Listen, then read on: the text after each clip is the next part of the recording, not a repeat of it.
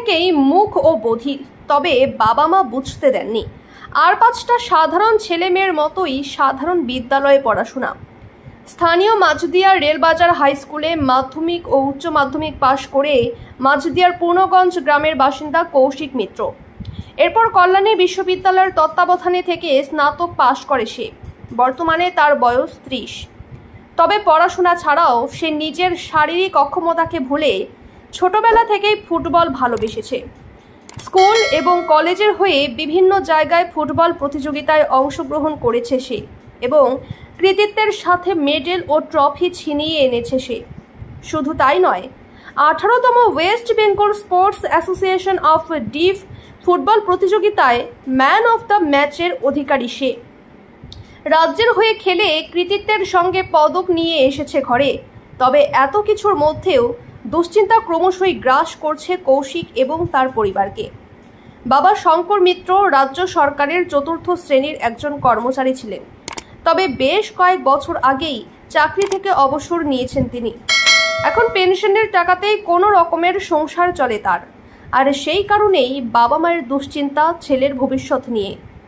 তাদের অবর্তমানে মুখ ও বধির একমাত্র সন্তানের দেখভাল কি করে চলবে, এই নিয়েই সর্বক্ষণ চিন্তায় থাকেন তারা। বর্তমানে কৌশিক কম্পিউটারে টুকটাক কাজকর্ম করে, যদিও তাতে ভবিষ্যৎ কিছু দেখতে পান না কৌশিকের বাবা মা। সেই কারণেই মুখ্যমন্ত্রীকে তাদের কাতর আবেদন, তাদের সন্তানকে কোনো কর্মসংস্থানের ব্যবস্থা করে দিলে যাতে তারা সুনিশ্চিত হন। অন্যদিকে কৌশিক প্রতিবন্ধী হওয়ায় প্রতিবন্ধী সমিতির সদস্য শিবশেখর গণ জানালেন, আমরা কৌশিকের সাফল্যে গর্বিত। আমরাও মুখ্যমন্ত্রী মমতা বন্দ্যোপাধ্যায়ের দৃষ্টি আকর্ষণ করে দাবি রাখব কৌশিক যাতে একটা সরকারি চাকরি পায় তার ব্যবস্থা করার জন্য। আশা করি মুখ্যমন্ত্রী আমাদের অনুরোধ বিবেচনা করে কৌশিকের মঙ্গল কামনায় তার একটি চাকরির সুব্যবস্থা করবেন।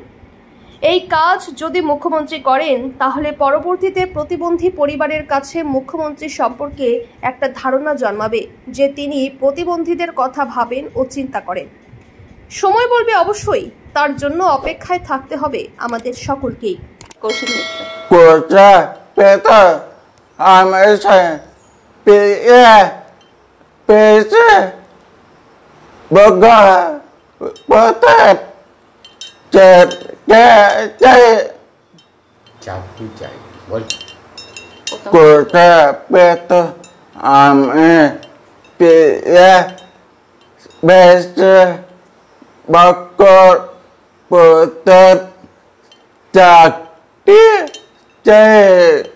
মুখবধির, ও কথা বলতে পারে না। আমি আর্থিক পরিস্থিতি খারাপ থাকার জন্য ওদের যে স্কুল, সেই স্কুলে আমি ভর্তি করতে পারিনি। ও জেনারেল স্কুল থেকেই উচ্চ মাধ্যমিক পাশ করার পরে কলেজের থেকে বিএ পাশ করেছে এবং তখন আমি একটা সামান্য ডি গ্রুপ কর্মচারী ছিলাম।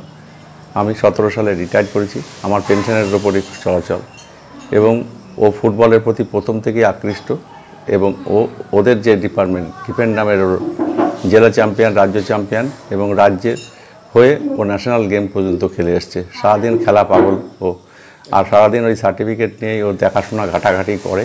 আমার খুব কষ্ট লাগে, রাত্রির আমি ঘুম হয় না যে আমি বাবা হিসেবে আমাদের অবর্তমানে ওর ভবিষ্যৎটা কী হবে। তাই মুখ্যমন্ত্রী কম্পিউটার জানে, 2টো কোর্স কম্পিউটারে করা আছে ওর।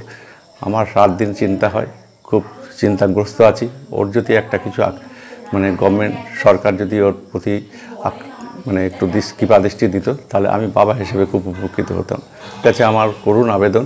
আমি জানি মুখ্যমন্ত্রী খুব সংবেদনশীল এবং মানবিক এবং তিনি নিশ্চয়ই একটা ব্যবস্থা ওর করবেন, সেই আশা আমার আছে। এবং মুখ্যমন্ত্রী যদি ওর একটা ব্যবস্থা করে দেন তাহলে আমি বাবা হিসেবে খুব উপকৃত হব। আমি জানতে পারবো যে আমাদের অবর্তমানে ওর অন্তত ডাল ভাতের একটা সংস্থান রয়েছে। আর আমার নাম শঙ্কর মিত্র, কৌশিক মিত্র। যদি এখনও আমাদের খবরের দর্পণ চ্যানেলটি সাবস্ক্রাইব না করে থাকেন তাহলে এখনই সাবস্ক্রাইব করুন, সঙ্গে বেল বাটনটি ক্লিক করুন আর পেয়ে যান সব খবরের দ্রুত ভিডিও আপডেট।